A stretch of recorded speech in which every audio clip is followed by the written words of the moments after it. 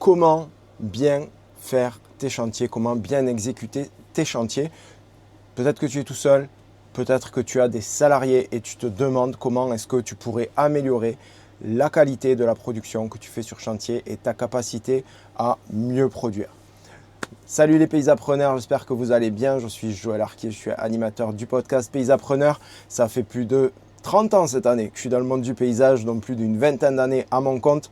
Dans ce podcast, je te partage chaque semaine des tutos pour t'aider à mieux diriger ta boîte sur les 4 piliers de l'entreprise rentable que sont le marketing, la vente, la production et la direction. Et aujourd'hui, on va s'attaquer au pilier de la production. Mais avant, si tout ça, ça te plaît, n'hésite pas, abonne-toi maintenant, comme ça tu ne rateras pas les prochaines vidéos. Allez, je t'invite tout de suite à passer sur le pilier de la production. Alors, la production, pour faire court, tu vas me dire, c'est facile à comprendre, c'est les chantiers. C'est vrai que la production, c'est les chantiers, mais ça va bien au-delà de ça. Il faut savoir que la production, c'est la suite du marketing, la suite de la vente. D'abord, les personnes qui ne te connaissaient pas t'ont découvert grâce au marketing, puis tu les as convaincus de travailler avec toi grâce à la vente. Et la production, en fait, c'est tenir les promesses que tu leur as faites avant. Tu leur as fait des promesses en termes de marketing parce que tu leur as vendu une belle image, ils avaient envie de travailler avec toi. Tu leur as vendu des promesses au moment de la vente puisque tu leur proposes d'être l'entrepreneur le mieux placé pour exécuter les prestations dont elles ont besoin. Et maintenant, c'est le moment de tenir ces promesses. Alors, comment est-ce que tu peux faire pour tenir tes promesses de la meilleure manière possible? La première chose, on va le voir, enfin, il y a deux choses qui sont essentielles. C'est le matériel, déjà, puisque si tu as du bon matériel, tu fais du bon travail. Et la deuxième chose, c'est la main-d'œuvre. Si tu as une main-d'œuvre qui est qualifiée et qui est compétente, eh bien, tu vas aussi faire du bon travail. Mais avant toute chose, il y a un truc, un gros sujet qui plombe 90% des entreprises du paysage, qui ruinent leur production et qui ruinent leur réputation. Ce truc-là, ça s'appelle le syndrome du couteau suisse. Le syndrome du couteau suisse, c'est quoi? Eh bien, c'est tout simplement faire plein d'activités. Donc, tu es multi-activité, tu es multitâche, tu es multifonction, tel un bon couteau suisse. Le problème, c'est que quand tu vas au restaurant, si tu prends du steak, on ne te donne pas un couteau suisse pour couper ton steak. Non, on te donne un couteau à steak. Et si tu prends du poisson, on te donne un couteau à poisson. On ne te donne pas un couteau suisse non plus. Enfin, personnellement, je n'ai jamais été dans un restaurant où on nous mettait un couteau suisse en nous disant, peu importe ce que vous commanderez, vous aurez l'outil qui va bien dedans. Non, clairement pas, ça ne marche pas comme ça. Toi, c'est la même chose en fait. Tu dois ne pas être un couteau suisse. Si tu vends des steaks, tu as un couteau à steak. Si tu vends du poisson, tu as un couteau à poisson. C'est ce qu'il te faut proposer pour que tu aies un système de production optimal. Donc, ça veut dire arrêter de chercher à faire plein d'activités. Fais-en juste 2 ou 3 sur une thématique et tu vas voir que ton entreprise va gagner en capacité de production. Tout simplement pourquoi? Parce que tu auras moins besoin de matériel et le matériel que tu vas acheter, tu auras les moyens d'avoir du matériel qui est spécifique. Tu auras moins besoin de main-d'œuvre, en tout cas dans un premier temps, et la main-d'œuvre que tu vas recruter, eh bien, comme elle aura un nombre limité de tâches à exécuter, tu n'auras pas besoin de chercher le chef d'équipe ultra polyvalent qui va te demander 2500 € par mois. Tu pourras prendre que d'ailleurs tu ne trouveras jamais, et tu pourras prendre du personnel qui est moins qualifié, peu qualifié, voire pas du tout qualifié. J'ai fait une grosse partie de ma carrière en m'appuyant sur du personnel qui à la base n'était pas du tout qualifié et en le formant. Et l'avantage, c'est que tu vas le former à ta main, à tes standards de qualité et à tes procédures. Et ça, c'est pépite. Et en plus, cerise sur le gâteau, en général, au démarrage, c'est du personnel qui demande pas beaucoup en termes de revenus, qui est peu exigeant et qui donc te permet de prendre le temps de bien les former. Et puis après, surtout, paie-les pour ce qu'ils te rapporte et paie-les pour ce qu'il mérite. Ça, c'était le petit point personnel sur la rémunération des paysagistes. Je te propose, comme tu as l'habitude, de passer sur le tableau et ce qu'on va faire, c'est déjà tout simplement de limiter, on va l'écrire, donc avoir ce que j'appelle, moi, quand je dis limiter le nombre de prestations que tu proposes, c'est avoir un produit pilote. Donc, on a besoin d'un produit pilote. Et c'est grâce à ce produit pilote que tu vas pouvoir diriger toute ton entreprise et orienter toute ton entreprise autour de ça. Alors, te donne un exemple parce que peut-être que tu te dis, oui, mais si je fais un produit pilote, je ne vais pas pouvoir travailler toute l'année. Alors, c'est extrêmement rare de ne pas pouvoir travailler toute l'année. Bien sûr, on a une saisonnalité. En ce moment, il fait que pleuvoir, donc c'est compliqué. Donc, il faut s'adapter. On travaille avec la nature. Ça a ses avantages et ça a aussi ses inconvénients. Ça, il faut s'adapter. Mais par contre, ce n'est pas pour autant que tu ne peux pas proposer des activités tout au long de l'année. Je te donne un exemple très simple. Un entrepreneur, la semaine dernière, m'a dit, ben, ouais, mais moi, je fais que de l'entretien. Donc, tu comprends bien que l'hiver, j'ai rien à faire. Mais en fait, non. L'hiver, il y a des choses à faire en entretien, comme par exemple la remise en état des haies qui ont super poussé et qui sont mal gérées par les personnes. C'est également la remise en état des jardins plus générale, mais aussi quand tu fais de l'entretien, probablement qu'on t'a demandé de faire des travaux d'élagage. Peut-être que tu n'es pas élagueur. Tu te dis, ben non, c'est pour ça que je les refuse et c'est pour ça que je ne peux pas tout faire. Mais en fait, l'élagage va venir se greffer en complémentarité. Et toi, ce que tu vas faire, c'est que tu vas recruter du personnel en sous-traitance ou en co-traitance pour s'occuper de l'élagage. Et souvent, tu as des élagueurs qui recherchent des hommes de pied. Et toi, ben, tu recherches un élagueur et peut-être que ton personnel peut faire homme de pied. Donc, du coup, ça te permet de proposer cette prestation en collaboration avec un autre. Donc, l'idée, c'est aussi de créer des partenariats et de savoir s'entourer pour pouvoir justement lisser l'activité sur l'année. Donc, la première des choses à faire, c'est avoir un produit pilote. Donc, ça veut dire que ensuite, tu vas acheter du matériel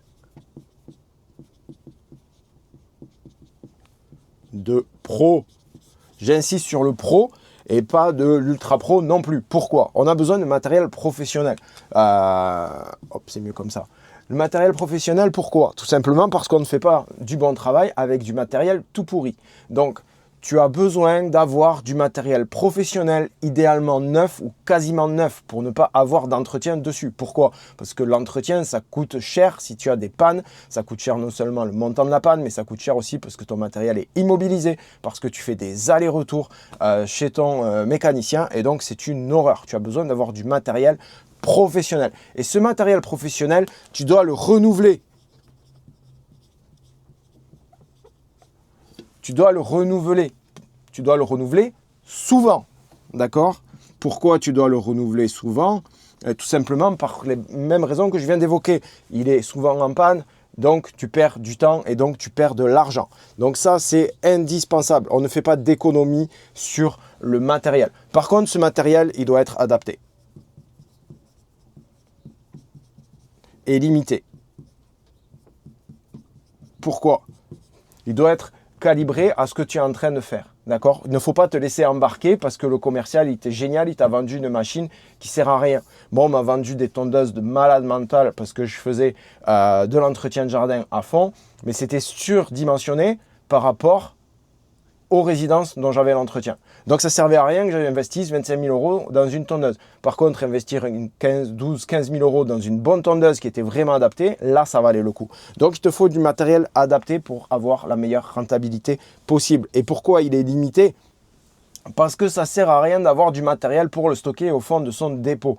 Tu dois avoir du matériel qui serve ton produit pilote, ta prestation pilote. D'accord? Sinon, ça ne sert à rien avoir du matériel au fond du dépôt. Tu ne te dis pas, tiens, oui, mais ça m'évite de payer le loueur une fois dans l'année ou deux fois dans l'année. Bah non, il vaut mieux que tu payes le loueur plutôt que d'acheter le matériel. Par contre, au niveau adapté, ça veut dire que c'est du matériel dont la capacité maximale, si tu le pousses au maximum, ça ne fait pas ta capacité maximum à toi.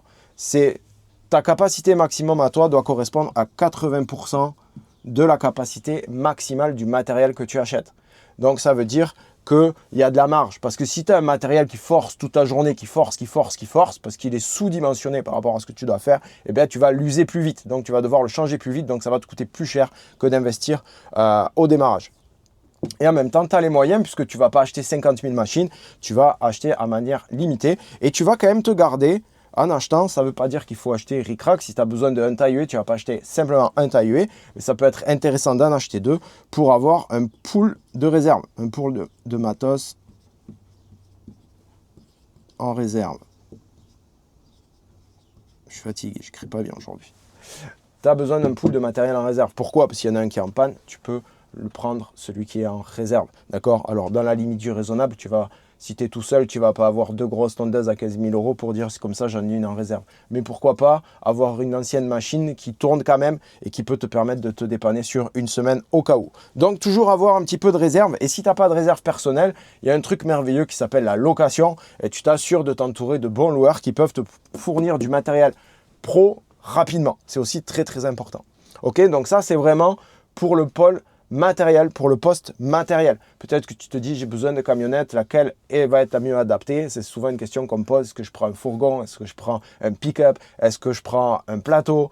Est-ce que je prends une voiture électrique? Peu importe. Il n'y a pas de bonne réponse. La bonne réponse, c'est quel est ton produit pilote ou ta prestation pilote et quel est le matériel le plus adapté dans la règle des 80%. Ok? Ça, c'était la partie matérielle. Ça vaut pour toi si tu es solo, ça vaut si tu as des équipes. C'est la même chose. Allez, maintenant, on passe au sujet qui fâche, le personnel et la main-d'œuvre. Donc, on a vu, j'ai effacé produit pilote, c'est pas bien. On va le garder parce qu'on a toujours besoin de notre produit pilote. Ok, et on va graviter autour de ça. Maintenant, il faut savoir un truc, c'est que souvent, il y a beaucoup de solopreneurs qui se freinent parce qu'on leur a dit qu'il ne fallait pas embaucher. On leur a dit que embaucher, c'était des problèmes, que prendre du personnel, c'était des problèmes. Mais sache que si vraiment tu veux avoir une entreprise au service de ta vie, si tu veux vraiment bien gagner ta vie, si tu veux vraiment avoir du temps libre et pas te faire manger par ta boîte, il n'y a qu'une seule solution, c'est d'avoir du personnel. Point barre. Alors pourquoi on t'a dit qu'il n'en fallait pas? Tout simplement parce que ceux qui t'ont conseillé ont eu des mauvaises expériences, voire carrément pas d'expérience du tout, et on leur a eux aussi dit qu'il ne fallait pas du personnel, ils n'ont jamais testé et ils te répètent ce qu'on leur a dit. Mais souvent ils ont des mauvaises expériences. Pourquoi ils ont des mauvaises expériences? Parce qu'ils ne sont pas formés ni au recrutement, ni au management, qui sont des gens de terrain, et c'est très bien, il faut être du terrain aussi, il ne faut pas être déconnecté, mais par contre, il faut aussi se former. Tu ne peux pas embaucher si tu ne te formes pas au recrutement et au management. Et là, aujourd'hui, ce que je vais te proposer, c'est de voir les bases du recrutement et du management. La première chose pour t'entourer, c'est avant d'embaucher, de chercher à embaucher, c'est de déléguer. Ça, c'est la première chose. Qu'est-ce que tu vas déléguer? Tu vas déléguer avec des sous-traitants,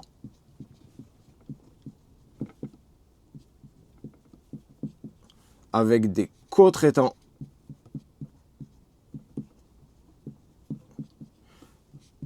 et avec de l'intérim. Ça, c'est les étapes. La première étape, c'est quoi? C'est ou sous-traitant ou co-traitant, d'accord? Ça se vaut. Quelle est la différence? Le sous-traitant, tu le vends sa prestation, tu le prends dans ton entreprise le temps du chantier pour qu'il exécute sa prestation, souvent avec son propre matériel ou sans matériel, ça dépend si c'est tout simplement de la main-d'œuvre. Donc le sous-traitant, lui, qu'est-ce qu'il vient? Il vient t'amener une compétence que tu n'as pas ou il vient t'amener une main-d'œuvre parce que tu as besoin de main-d'œuvre et voilà, s'il te manque cette main-d'œuvre-là pour finir tes chantiers dans les délais parce que tu vois que ton planning est trop long trop rempli depuis trop longtemps, donc tu as besoin de sous-traitants pour faire de la main-d'œuvre. Donc peu importe la méthodologie, mais le sous-traitant, le temps du chantier, il intervient dans ton entreprise. Ça veut aussi dire que la responsabilité du chantier, elle ne peut pas lui retomber dessus, elle retombe sur toi. Qu'on soit bien clair, notamment pour tout ce qui est travaux de terrassement avec les machines. Attention, il y a les assurances et le point noir, c'est l'élagage. Il y a beaucoup d'accidents d'élagage. Si tu prends un sous-traitant, que c'est ton entreprise, assure-toi que tu es assuré pour ça. Assure-toi que tu es bien dans les normes, que tu respectes toutes les règles parce que c'est des métiers où il faut respecter les règles. Et pareil pour le TP, tout ce qui va être travaux publics, terrassement. Attention, quand il y a des problèmes au niveau où il y a quelqu'un qui pète une canalisation de gaz, la responsabilité de qui est engagée. Donc les sous-traitants, on les prend sous deux conditions. On s'assure qu'ils soient dans leur clou, donc qu'ils payent bien leurs charges, qu'ils soient à jour de leur cotisation, qu'ils soient assurés et on signe un contrat de sous-traitance. S'il n'y a pas de contrat de sous-traitance, il n'y a pas de sous-traitant. D'accord? Sinon, tu mets ton entreprise en danger. Les co-traitants, la différence, le co-traitant, c'est que lui, il intervient pour son propre compte sur un chantier que toi, tu peux par exemple chapeauter en tant que maîtrise d'œuvre. Donc le co-traitant, lui, il va faire directement la facture auprès du client et c'est à lui de s'assurer que tout est OK et toi, ta responsabilité, elle est dégagée. Attention, si tu fais maître d'œuvre, elle peut être quand même engagée. Mais si tu dis tout simplement, je ne prends pas de commission et j'ai besoin de quelqu'un qui fasse le terrassement pour le chantier et que tu le laisses traiter directement avec le client, dans ce cas-là, ce sera un co-traitant. Vous êtes partenaire, mais chacun fait sa propre facturation. Idem pour les lagages. Si quelqu'un te dit je fais les lagages et toi tu t'occupes juste d'évacuer les branches, ce sont deux prestations différentes. Les lageurs peuvent facturer le client et toi tu peux facturer l'évacuation des branches et la responsabilité de chacun est engagée que sur la partie qu'il gère sur le chantier global. Autre point, l'intérim. L'intérim, c'est quoi? C'est tout simplement qu'une personne est déléguée par une agence d'intérim dans ton entreprise. Donc, ça veut dire qu'il y a un contrat qui est signé, le contrat de travail avec l'agence d'intérim, et toi, tu signes un contrat entre l'agence d'intérim et ton entreprise. L'intérimaire, c'est le premier pas vers le recrutement, puisque si tu as un intérimaire dans ton entreprise qui reste 1 mois, 2 mois, 3 mois, peut-être que tu peux commencer à prouver que tu peux embaucher. D'accord? Donc l'intérim, c'est très pratique, ça vient t'aider à mettre un coup de boost quand il y en a besoin, parce que c'est la saison, parce qu'il faut finir un chantier, etc. Petit bémol, souvent on me dit l'intérim c'est cher. Alors je vais te dire une bonne chose, que ce soit bien clair. Si tu trouves que l'intérim c'est cher, c'est que tes prix sont trop faibles. Donc l'intérim, non, c'est pas cher. Oui, c'est plus cher que tu recrutais un salarié, mais par contre c'est hyper flexible, d'accord? Donc tu ne peux pas dire l'intérim c'est cher. L'intérim, tu payes la flexibilité de l'intérim. Et bien, c'est tout à fait normal. Donc, il n'y a rien de cher là-dedans. Si tu trouves que c'est trop élevé, c'est qu'il faut sûrement revoir tes prix. Je t'invite à aller voir la vidéo d'avant sur le pricing. Et sur la vente en général d'ailleurs. Bon, une fois qu'on a fait tout ça, et maintenant, il nous reste des options. C'est de recruter, d'accord? Recruter, ça ne se fait pas n'importe comment. Recruter, il y a plusieurs phases avant de recruter. La première phase, c'est que déjà, tu peux prouver que le recrutement est rentable. Ça veut dire que ton planning est suffisamment plein pour prouver que la personne que tu recrutes, le temps de son contrat, que ce soit un CDD ou un CDI, que le temps de son contrat, eh bien, elle aura du travail et que ce travail est rentable. Ça veut dire que le fait de la recruter, tu vas gagner de l'argent et tu peux prouver avec des tableaux, en faisant tes calculs, que cette recrue-là, elle va te permettre de gagner de l'argent. Si c'est sur 3 mois, ce sera sur une durée de 3 mois, tu sais que le fait de l'embaucher, tu vas gagner plus que ce que tu vas la payer. Tu vas également pouvoir le prouver si c'est un CDI, que tu as du travail pour cette personne pendant 3 ou 6 mois et qu'en même temps, tu as une réserve financière suffisante pour pouvoir former. Notamment un CDI, tu vas avoir besoin de le former pour qu'il soit opérationnel dans ton entreprise et qu'il fasse les standards de qualité que tu attends et qui suivent les procédures que tu as mises en place, c'est ce qu'on va voir après. Mais tu as besoin déjà de prouver que ta recrue elle va être rentable et que tu peux le financer et que s'il y a le moindre pépin, parce que des fois, les gens ils ne correspondent pas aussi. Ça arrive. Souvent, on entend parler que de ça d'ailleurs. On n'entend jamais parler, c'est nickel. Mais quand ça ne correspond pas, eh bien, il faut que tu aies des fonds suffisants pour pouvoir amortir cette perte financière. Ça, avant de penser recrutement, déjà, il faut prouver. Ensuite, la deuxième chose qu'on va mettre en place avant de commencer le recrutement, c'est les standards. Alors ça, les standards, tu as déjà commencé à travailler dessus parce que tu as pris des intérimaires et parce que tu as pris des sous-traitants, d'accord?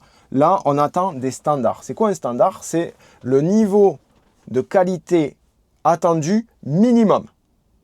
Pourquoi est-ce qu'on a besoin de standards? Parce que si on n'établit pas de standards, le résultat dépend de la personne qui intervient. Quand c'est toi qui interviens, tu as tes propres standards, les clients sont contents peut-être depuis des mois ou depuis des années de la qualité de ton travail. Et si tu recrutes quelqu'un, qu'est-ce qui va t'assurer qu'il va faire exactement la même qualité que toi de rendu fini? Il n'y a rien qui va t'en assurer si tu ne mets pas en place des standards de qualité. Donc, on a besoin de mettre en place des standards de qualité pour anticiper le recrutement. Une fois qu'on a mis les standards de qualité, qu'est-ce qu'on a besoin? On a besoin de procédures. Pareil, procédures, ici, tu as pu les mettre en place et ici, tu as pu les mettre en place. Alors, les procédures, c'est quoi? Ben, c'est comment est-ce qu'on arrive au standard de qualité. Si tu ne sais pas, parce que ça peut paraître beaucoup, là, tu es en train de te dire, oh, ça commence à faire beaucoup avant de recruter. Il y a un truc très simple pour les procédures, c'est une astuce que je partage bien volontiers. Tu as à disposition le Memento des règles professionnelles. Tu vas sur Amazon, tu tapes Memento des règles professionnelles du paysage. C'est un document qui a été édité en partenariat notamment avec l'UNEP et avec d'autres organismes qui te schématise les étapes pour réaliser correctement les prestations basées sur les règles professionnelles. Donc déjà, tu as un document sur lequel t'appuyer. Bien entendu, ça ne te dit pas comment se présenter au client quand on est entreprise X ou Y. D'accord. Mais déjà, tu as les bases et tu peux commencer à t'appuyer dessus pour, au fur et à mesure, établir tes propres procédures. Sache une chose aussi, c'est que les procédures, c'est jamais figé. Donc, elles changent tout le temps. Il y a une nouveauté qui arrive, une nouvelle machine, une nouvelle méthodologie. Ben, tu vas changer la procédure. D'accord? Donc, c'est jamais figé dans le temps. Donc, n'attends pas d'avoir des procédures finies pour dire c'est bon, je recrute. Ok? Ça ne marche pas. Dans le même style, tu as besoin de t'assurer que tout sera fait en sécurité. Ça veut dire que tu as un DUERP, un document unique qui est à jour, qui est déjà préparé, qui est à jour. Ça veut dire que tu vas aussi mettre en place avec ce DUERP, tu vas t'appuyer dessus, c'est un document légal, hein, le DUERP, mais qui t'aide aussi à protéger tes salariés, à te protéger toi aussi. Peut-être que ça va te mettre en éveil des manquements que tu as, mais parce que tu as pris des mauvaises habitudes. Donc si toi, tu as des mauvaises habitudes, tes salariés auront des mauvaises habitudes si tu ne les corriges pas avant. Donc de t'appuyer vraiment sur le DUERP pour la sécurité. Donc ça, tu tapes pareil sur Google, tu tapes DUERP paysage, tu vas voir à quoi ça ressemble. Il y a des MSA d'ailleurs qui ont mis des modèles. Tu peux également avoir il y a des entreprises actuellement qui aident à rédiger les DUERP pour que ce soit pile poil ce qu'on attend pour la MSA. Ok? Donc ça, procédure et DUERP. DUERP, c'est vraiment la sécurité. Et procédure, c'est pour comment est-ce qu'on arrive au standard de qualité ici. Ça, c'est la base avant de commencer à recruter. Pourquoi? Parce que derrière, ça va te permettre d'identifier le poste. Tu vas précisément identifier le poste. Tu vas identifier le poste par rapport à quoi? Par rapport à le produit pilote ou à la prestation pilote. Et tu vas identifier le poste par rapport aux standards et aux procédures. Pourquoi c'est important? Tout simplement parce qu'il y a la technique qui rentre en ligne de compte. Peut-être que tu as besoin de gens qui maîtrisent une certaine technique. Peut-être que tu n'as pas besoin de gens qui maîtrisent cette technique et du coup, tu vas pouvoir l'identifier parce que tu vas dire « Ah, mais comme j'ai fait mes procédures, en fait, c'est très facile à apprendre à quelqu'un comment tondre, par exemple, comment tailler une haie, comment ramasser proprement, comment biner, comment désherber, comment planter. » Peut-être que tu vas te dire « Mais finalement, c'est très simple si je m'appuie sur la procédure. » Et donc, du coup, tu vas pouvoir avoir ton intitulé de poste et donc savoir, grâce à l'intitulé de poste, les qualités qu'a besoin le candidat. Les qualités, ce n'est pas que les qualités techniques.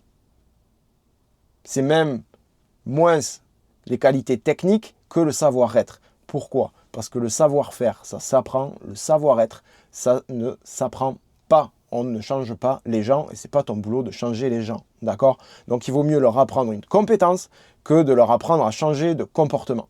Donc, c'est première chose, moi, ce que je dis toujours, on me dit, mais c'est quoi la qualité première? La première chose, c'est la curiosité. Il faut quelqu'un qui soit curieux et il faut quelqu'un qui ait envie d'apprendre. Si tu as ces deux qualités, tu as de grandes chances d'avoir quelqu'un qui a envie de travailler avec toi et avec qui tu t'entendras bien. Ça, c'est aussi le troisième point, c'est de savoir si le contact passe. Alors avec toi, si tu travailles avec indirectement, s'il est sous tes directives, et également avec le chef d'équipe qui sera amené à le manager s'il est sous directive. Hein, d'accord? C'est pas toi qui décides seul s'il y a une équipe. Si tu prends la personne et que tu la mets dans une équipe, c'est pas toi qui décides en disant on va voir si ça passe. C'est ton chef d'équipe, il faut que tu l'impliques dans le process de recrutement. Et c'est là où j'en viens à la suite. C'est qu'on a besoin ici, hop là, on va descendre un peu, on écrit beaucoup de choses aujourd'hui. On va avoir ici besoin de mettre un process de recrutement.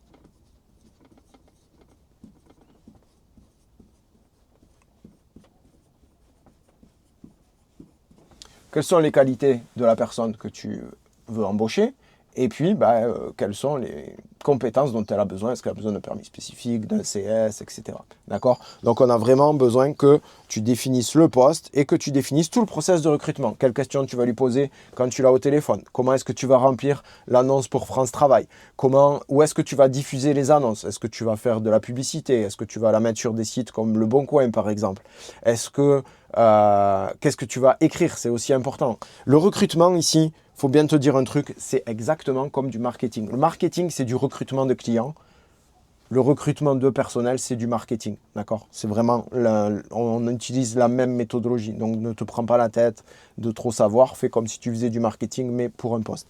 Et tu vas aussi avoir besoin de définir qu'est-ce que tu dois dire au premier rendez-vous téléphonique. Qu'est-ce que tu dois dire au premier rendez-vous? Est-ce que tu fais un premier rendez-vous en visio? Est-ce que tu fais venir la personne dans les locaux déjà? Est-ce que ce sera un rendez-vous téléphonique? Et sur quoi tu vas t'appuyer pour définir si cette personne, elle continue le parcours, si elle s'arrête là et en définitive, si tu l'embauches ou pas. Donc, il faut vraiment que tu établisses un process de recrutement écrit, même si c'est que pour toi, parce que si tu ne le fais pas, tu vas recruter au petit bonheur la chance.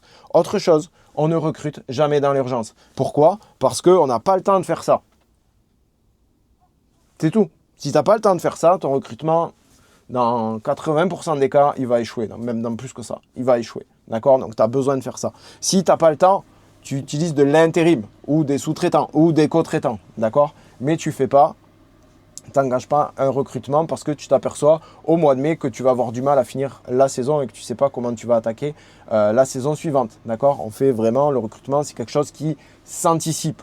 Au moins 3 mois, 6 mois, c'est bien, avant l'ouverture du poste dans l'entreprise. Ça, c'est dans le cas idéal. Hein. Okay. Une fois que tu as fait ton process de recrutement, eh bien, qu'est-ce qu'on va mettre à la fin? On va mettre un onboarding. J'arrive en bas du tableau, j'écris mal. L'onboarding, c'est quoi? C'est toujours, on va souhaiter la bienvenue et on va intégrer la personne dans l'entreprise. Pourquoi c'est important? Parce que quand l'onboarding est réussi, la personne reste longtemps. Si le premier jour est raté, la personne va partir de ta boîte illico presto. Si le premier jour est réussi, la personne peut rester des années dans ton entreprise. Et le premier jour est crucial. Ce qu'on ne veut pas, au jour de la prise de poste par la personne, ce qu'on ne veut pas, c'est un Simon dans le camion. Simon dans le camion, c'est quoi? C'est « Salut Simon, viens dans le camion, on va sur les chantiers et je te montre ». Tu es sûr que ça va foirer, d'accord? Nous, ce qu'on veut, c'est faire un onboarding propre, professionnel et qui montre à la personne qu'on vient de recruter qu'elle est la bienvenue dans l'entreprise, qu'elle fait partie de l'entreprise et qu'on a envie de l'aider à être épanouie dans l'entreprise. J'ai bien dit, on a envie de l'aider à être épanoui. Je n'ai pas dit on recrute de la main-d'œuvre qui va faire les tâches qu'on lui ordonne d'exécuter. D'accord? C'est vraiment deux choses différentes. Si tu as ce mode de pensée-là, il va falloir changer parce que tu dois avoir des très très mauvais résultats en recrutement et il est fort probable qu'actuellement tu travailles seul. Bon, ceci étant, maintenant, qu'est-ce qu'on en fait? Cette personne-là, elle est dans notre entreprise. Qu'est-ce qu'on en fait? On l'encadre. D'accord? Allez, je vais tout en bas. Je vais essayer d'écrire bien. C'est pas gagné. On l'encadre. Comment est-ce qu'on encadre une personne dans son entreprise? Tout simplement, on va l'encadrer dans deux choses. La première, c'est qu'on va lui dire que c'est un humain. On va lui donner de la latitude. On va lui donner de la marge de manœuvre. Pourquoi? Parce qu'on lui fait confiance et parce que nous, tout ce qu'on veut, au final, c'est que les procédures soient respectées, parce que c'est la méthodologie, pour arriver au standard de qualité. Mais qu'est-ce qui prime? Le standard. On ne veut pas savoir comment c'est fait. On veut savoir le résultat, on veut qu'il soit bon. La deuxième chose, qu'est-ce qui prime en deux? Comment c'est fait. D'accord? Mais si tu ne sais pas comment c'est fait et que le standard est là, demande-lui comment c'est fait pour améliorer, comment il s'y est prise pour améliorer les procédures. D'accord? Donc, on a besoin d'avoir un échange humain. On travaille avec des humains. Notre métier est un métier de main-d'œuvre fait par des humains. Donc, ces humains-là, on doit les gérer comme des humains et pas comme des machines. On ne doit pas dire tu vas faire un trou, tu mets la plante au fond. Quoi, tu connais pas ton métier, mais qu'est-ce que c'est que cette histoire? Pourquoi tu connais pas ton métier? C'est intolérable. Là, c'est sûr que tes gars, tu les flingues. C'est vraiment pas ce qu'on veut parce qu'une entreprise forte s'appuie sur des personnes qui se sentent bien à l'intérieur. J'insiste bien là-dessus. Une entreprise forte s'appuie sur des personnes qui se sentent bien à l'intérieur. Donc, la première chose, c'est de les considérer comme des humains avant de les considérer comme des ouvriers ou des employés. La deuxième chose, c'est qu'on va les aider. Pourquoi? Parce qu'on leur a mis des procédures, parce qu'on leur a mis des standards. Ça déjà, on les aide parce qu'on leur explique ce qu'on attend de eux, clairement. Et puis, on va s'inquiéter de ce qu'ils font et de les aider aussi à organiser leur journée, à organiser leur semaine, à organiser leur mois, à organiser leur trimestre et leur année. D'accord? Ça veut dire que tu as besoin de faire des réunions. Là, souvent, ça pêche les réunions. Ouais, souvent, on a une mauvaise image des réunions, ok? Mais les réunions, c'est indispensable parce que les réunions que tu fais le matin ou en début de semaine, c'est des heures de gagner sur le reste du temps, d'accord? On ne fait pas des réunions pour organiser la prochaine réunion, d'accord? On n'est pas le ministère de l'Éducation nationale, ok? Non, on est une entreprise du paysage, on est là pour être efficace. Et les réunions, c'est un moyen ultra puissant d'être efficace. La réunion du matin, tous les matins. La réunion de la semaine, tous les lundis matins. D'accord? C'est obligatoire. Qu'est-ce qu'on fait dans la réunion du matin? On prépare la journée, tout simplement. Qu'est-ce qui va se passer aujourd'hui? Comment est-ce qu'on va exécuter ce qu'on nous demande de faire aujourd'hui? Qu'est-ce qui pourrait mal se passer aujourd'hui? Feu! Je suis sûr que tu le fais. Mais peut-être que tu le fais d'une manière désorganisée. Il faut vraiment que ce soit fait d'une manière protocolaire, on va dire, où tu cadres, c'est une réunion. Ça n'a pas besoin de durer 2 heures. Hein. 5 minutes, ça suffit. 10 minutes, ça suffit. Mais on ne le fait pas en train de charger le camion, on ne le fait pas en train de boire le café. D'accord? C'est vraiment 2 choses différentes. On cadre la réunion. On peut avoir la tasse de café quand même, mais tant que la machine est en train de préparer les cafés, on ne commence pas à parler. D'accord? C'est vraiment un cadre de réunion. Tu m'en diras des nouvelles, je te promets, tu m'en diras des nouvelles. Et puis après, qu'est-ce qui se passe si jamais il y a un pépin ou comment est-ce qu'on peut encadrer nos salariés? Alors, tu as une obligation légale qui est une fois par an de faire un point avec tes salariés et de faire un compte rendu pour l'évolution professionnelle, blablabla. Ok, bon, si tu fais ça qu'une fois par an, c'est bien, tu es dans la légalité, mais c'est pas assez. Tes gars, tu dois t'intéresser à eux. Tu dois t'intéresser à ce qui se passe dans l'entreprise. Et s'ils ont envie de te parler de problèmes personnels, il faut aussi que tu les écoutes.